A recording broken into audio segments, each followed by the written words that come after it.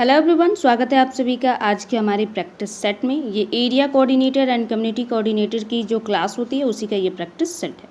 तो चलिए स्टार्ट करते हैं। आज के जो प्रश्न हैं आपके जो गैर फार्मिंग यानी नॉन फार्मिंग एंड फार्मिंग से है, ऑफ फार्मिंग और नॉन फार्मिंग जो हमने कंसेप्ट पढ़ा था उसी से है ये। ठीक है, तो पहला प्रश्न कह रहा है कि निम्नलिखित में से कौन सी गतिविधि ऑफ फार्मिंग आजीविका यानी ऑफ फार्मिंग लेवलीहुड का एक उदाहरण है। आपने फार्मिंग जैसे ऑफ फार्मिंग और नॉन फार्मिंग को हमने बहुत अच्छे से समझा था क्लास में, तो उसी पे आधारित ये प्रश्न है। तो कह रहा है कि स्थानीय बाजार में जूते मरम्मत कराने वाली एक दुकान है। दूसरा है हस्तशिल्प और कलाकृतियाँ बनाकर बेचना। तीसरा है किसी बड़े किसान के खेत पर कटाई के समय मजदूरी करना। चौथा कह रहा है कि सार्वजनिक बस चलाकर यात्रियों को एक शहर से दूसरे शहर तक ले जाना। तो कह रहा है कि यहाँ पे ध्यान रखना है कि आपको ऑफ फार्मिंग की बात कर रहा है। ऑफ फार्मिंग में क्या होता है कि खेती से ही संबंधित होता है लेकिन उसका दूसरा रूप होता है, जबकि नॉन फार्मिंग में होता है कृषि से संबंधित गतिविधियाँ नहीं होती हैं। तो स्थानीय बाजार से जूते का मरम्मत कराने की दुकान चलाना ये क्या होता है, नॉन फार्मिंग में आता है। वहीं हस्तशिल्प और कलाकृतियाँ बनाकर बेचना ये भी नॉन फार्मिंग में आता है। और किसी सार्वजनिक बस चालक यात्रियों को एक शहर से दूसरे शहर में ले जाना ये भी नॉन फार्मिंग में आता है।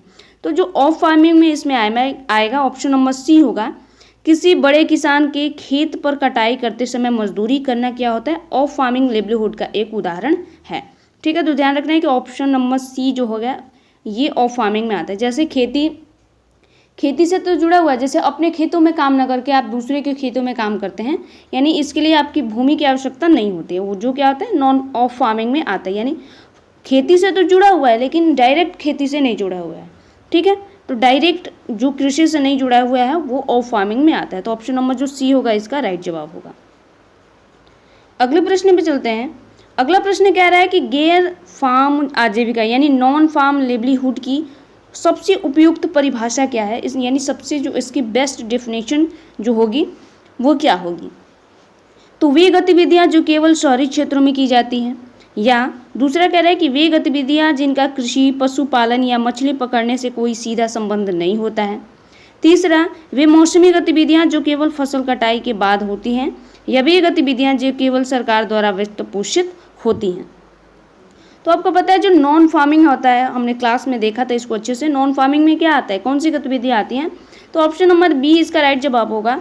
वे गतिविधियाँ जिनका कृषि पशुधन या मछली पकड़ने से कोई सीधा संबंध नहीं होता है, क्योंकि जो कृषि पशुपालन या मछली पालन होता है वो खेती से संबंधित होता है, यानी कृषि से संबंधित गतिविधियाँ होती हैं, जबकि नॉन फार्मिंग में ये सारी जो चीज़ें होती हैं आती हैं। ठीक है, तो ये जो सारी चीज़ें नॉन फार्मिंग में, जैसे आपने जूती चप्पल की दुकान हो गई, कोई शॉप हो गया, तो वो नॉन फार्मिंग में आता है। जबकि इसमें जो ये सारी गतिविधियाँ यानी जो गतिविधियाँ इसमें सम्मिलित नहीं होगी, जो खेती वगैरह की जो गतिविधियाँ इसमें सम्मिलित नहीं होती, यानी नॉन फार्मिंग में आता है।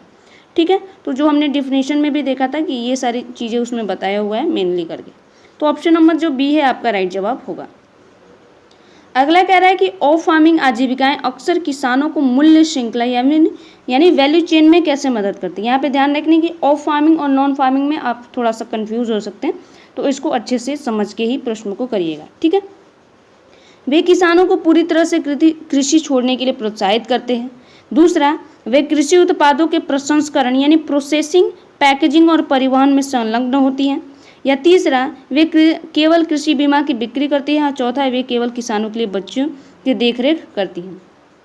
तो आपको पता है जो ऑफ फार्मिंग आजीविकाएं जो अक्सर क्या होते हैं मूल्य श्रृंखला में कैसे मदद करती हैं।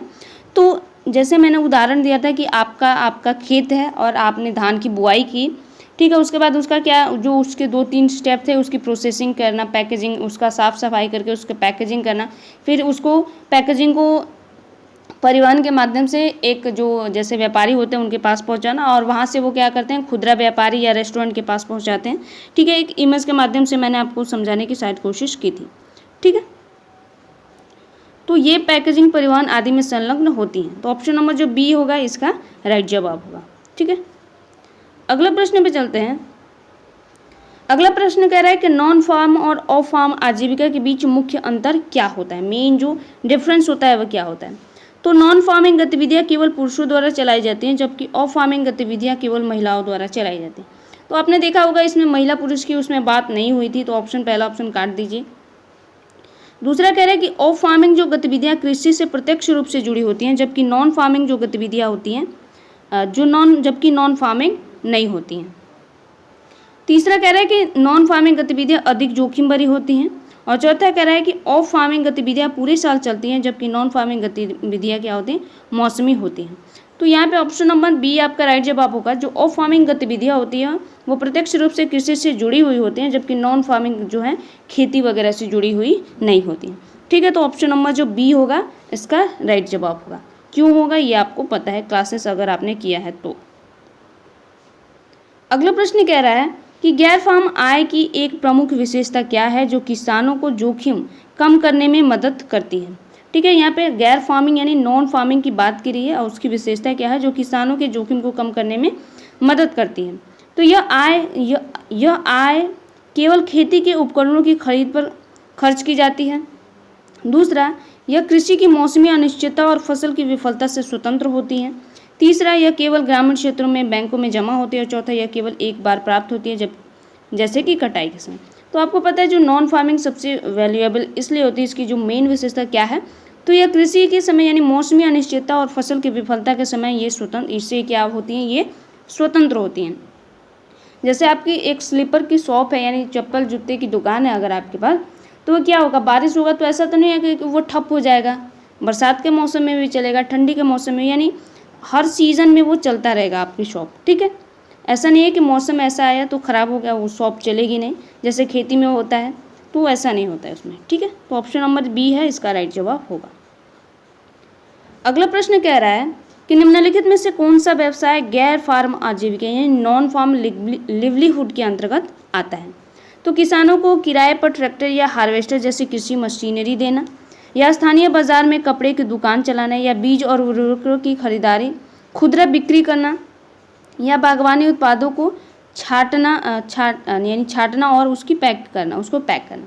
तो आपको पता है जो नॉन फार्मिंग गतिविधियां में कौन सी आएगी, तो स्थानीय बाजार में कपड़े की दुकान चलाना क्या होती है, नॉन फार्मिंग गतिविधि के अंतर्गत आती है। यानी ऑप्शन नंबर जो बी होगा आपका राइट जवाब होगा। Option number B non farming से संबंधित है। अगला प्रश्न कह रहा है आपका कि छोटे किसानों के लिए ऑफ फार्म आय की प्रकृति कैसी होती है। जो ऑफ फार्मिंग आय होती है यानी एक दो होता है नॉन फार्मिंग, एक होता है ऑफ फार्मिंग। ऑफ फार्मिंग यानी खेती से तो जुड़ा हुआ है लेकिन डायरेक्ट नहीं जुड़ा हुआ है, तो उसकी प्रकृति कैसी होती है यानी उसका नेचर कैसा होता है, तो यह इतनी अधिक होती है कि किसान तुरंत खेती छोड़ देते हैं। दूसरा, इसका मुख्य कृषि आय को पूरा करने वाली मौसमी और सहायक आय होती है। तीसरा कह रहा है कि यह केवल वित्तीय संकट के समय प्राप्त होती है। और चौथा कह रहे हैं यह पूंजी गहन यानी कैपिटल इंटेंसिव होती है और इसमें श्रम की आवश्यकता नहीं होती। तो आपको पता है कि खेती का कोई भी काम हो उसमें श्रम अधिक लगता है, ऐसा नहीं है कि श्रम नहीं लगेगा। और केवल संकट के समय प्राप्त होती है ऐसा तो है नहीं, और अधिक होती है, किसान खेती करना थोड़ी ना छोड़ता है उसमें, उसके पास तो खेत होता ही नहीं है नॉन फार्मिंग में।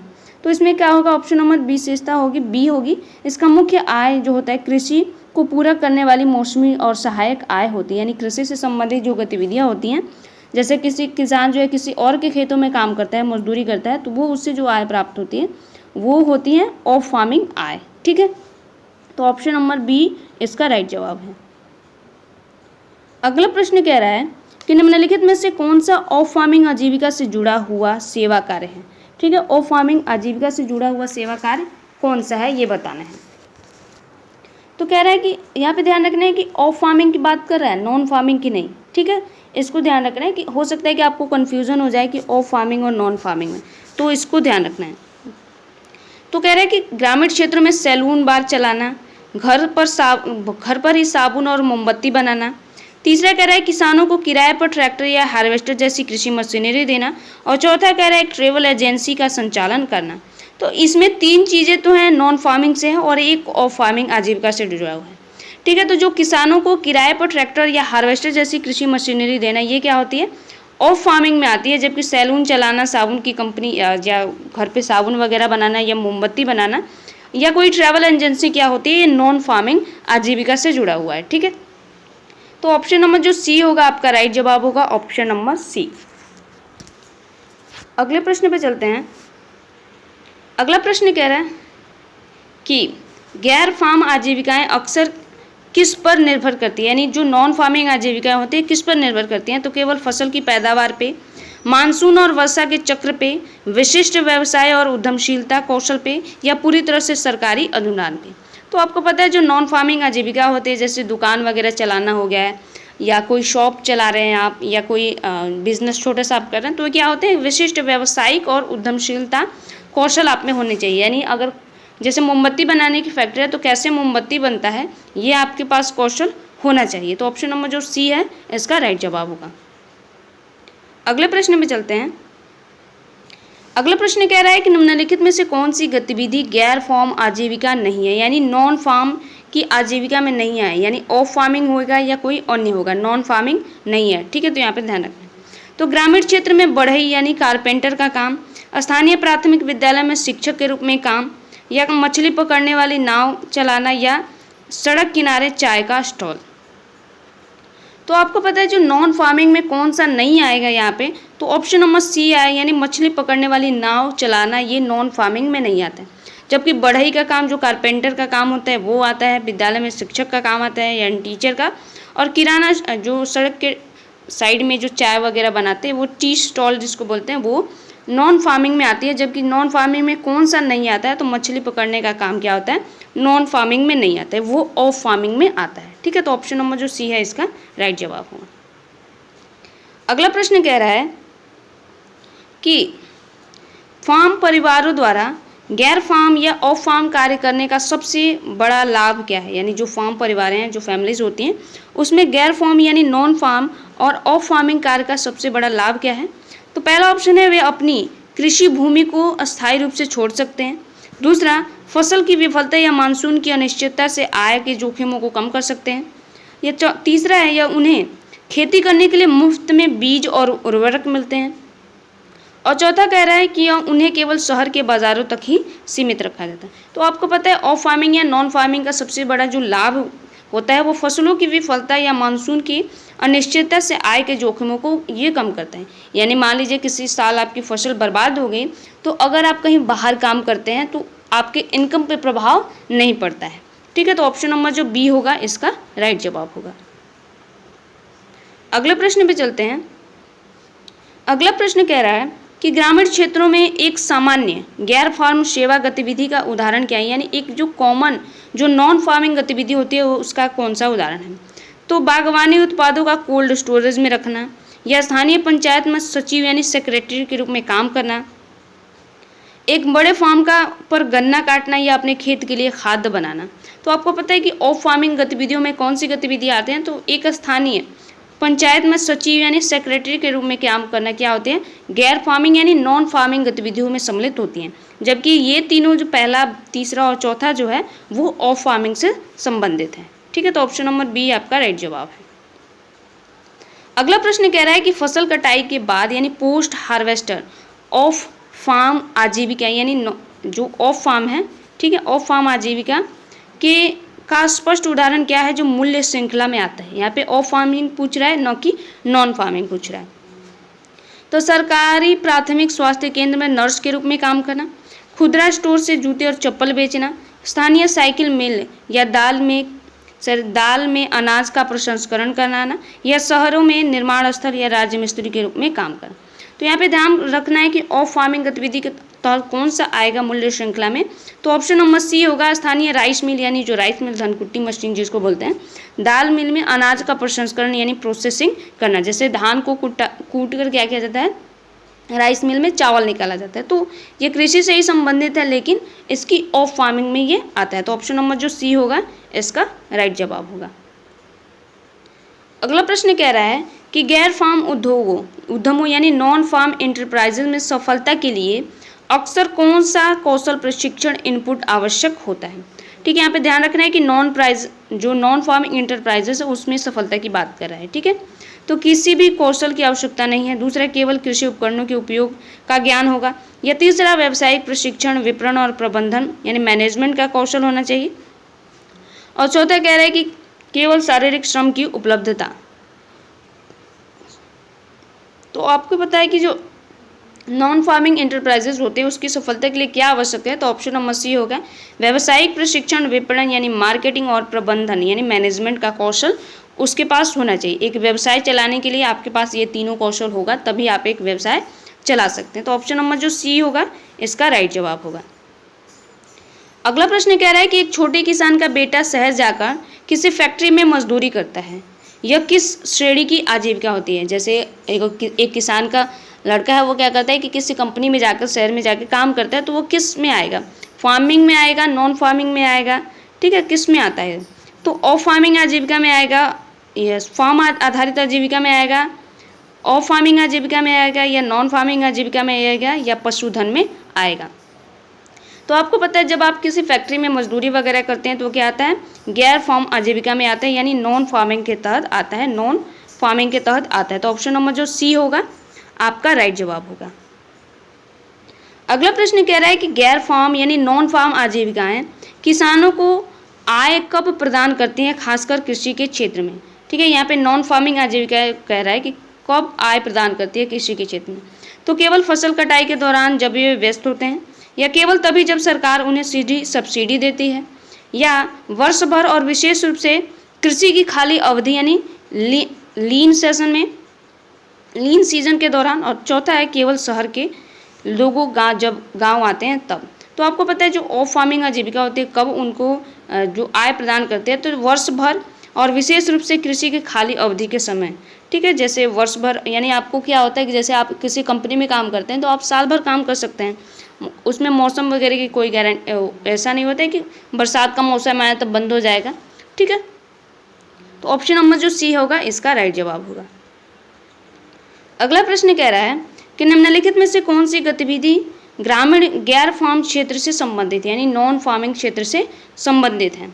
तो किसानों के खेत से दूध एकत्र करने के लिए डेयरी प्लांट को बेचना, दूसरा है फलों का खुराक यानी ड्राइंग और संरक्षित करके यानी प्रिजर्विंग करके बेचना, तीसरा है कपड़े, जूते या जनरल स्टोर के सामान को खरीद कर बेचना, और चौथा है फसल उगाने वाले ट्रैक्टर का उपयोग करके बेचना।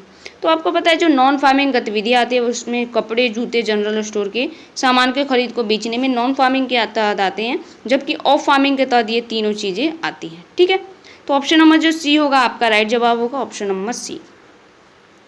अगला प्रश्न कह रहा है कि ऑफ फार्मिंग आजीविका यानी off farming livelihood farm livelihood का मूल्य जो का कृषि मूल्य श्रृंखला से क्या संबंध है। जो कृषि मूल्य श्रृंखला यानी कृषि वैल्यू जो चेन है उससे उसका क्या संबंध है। तो यह मूल्य श्रृंखला के शुरुआती या बाद के चरणों का समर्थन करती है, दूसरा है इसका मूल्य श्रृंखला से कोई लेना देना नहीं है, तीसरा है यह केवल ग्रामीण क्षेत्र में सड़क बनाने पर केंद्रित है, और चौथा है यह केवल गैर सरकारी संगठनों के माध्यम से काम करते हैं। तो आपको पता है जो ऑफ फार्मिंग आजीविका होती है उसमें क्या होता है कि ऑप्शन नंबर ए होगा शुरुआती श्रृंखला में शुरुआती और बाद के चरणों का ये समर्थन करती है। तो ऑप्शन नंबर जो ए होगा इसका राइट जवाब होगा। अगला प्रश्न कह रहा है कि गैर फार्मिंग गतिविधियां ग्रामीण क्षेत्रों को कम करने में गरीबी को कम करने में कैसे योगदान देती है। यानी जो नॉन फार्मिंग एक्टिविटीज़ होती हैं वो जो ग्रामीण गरीबी होती है यानी जो गांव की गरीबी होती है उसको दूर करने में कैसे योगदान देती है।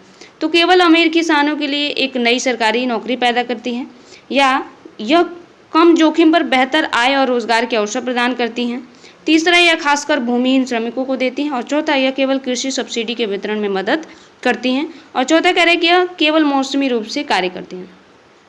तो आपको पता है जो नॉन फार्मिंग आजीविका होती है कैसे योगदान देते हैं, तो यह जोखिम पर बेहतर आय और रोजगार के अवसर प्रदान करती है, और खासकर जो भूमिहीन श्रमिक हैं यानी जो अन्य गतिविधियों जैसे आप किसी फैक्ट्री वगैरह में या कहीं बाहर काम करते हैं तो वो उसके माध्यम से जो होते हैं नॉन फार्मिंग उसके अंतर्गत आती हैं, और उसके माध्यम से गरीबी को दूर करने में मदद मिलती है। ठीक है, तो ऑप्शन नंबर बी जो है आपका राइट जवाब होगा।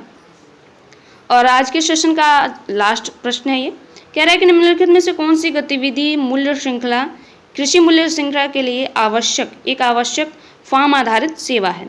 तो बैंक में क्लर्क के रूप में काम करना, स्थानीय कृषि सहकारी समिति में लेखाकार के रूप में काम करना यानी कॉर्पोरेटिव सोसाइटी में काम करना, कपड़े की फैक्ट्री में सिलाई का काम करना, या ईंट बनाकर शहर में बेचना।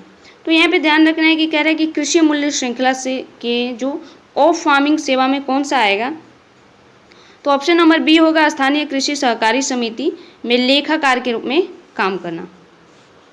ठीक है, 1 मिनट, कपड़े की फैक्ट्री, हाँ ऑप्शन नंबर बी ही इसका राइट जवाब होगा। ठीक है, ऑप्शन नंबर जो बी है इसका राइट जवाब होगा। कृषि मूल्य श्रृंखला की बात कर रहे हैं, इसमें ऑफ फार्मिंग, ठीक है, की बात की जा रही है। तो ये आपका 20 प्रश्न कंप्लीट हो चुके हैं। तो अब आपको बताना है कि आपने 20 में से कितने प्रश्नों को सही किया और कितने प्रश्न आपके गलत हुए हैं। इसमें विशेष तौर पे आपको ऑफ फार्मिंग और नॉन फार्मिंग के अंतर्गत कौन कौन सी गतिविधियाँ होती हैं, इस पर अगर आपका ध्यान रहेगा तो प्रश्न आपके गलत कम होंगे। ठीक है गाइज, तो मिलते हैं अगली क्लास में, तब तक के लिए धन्यवाद।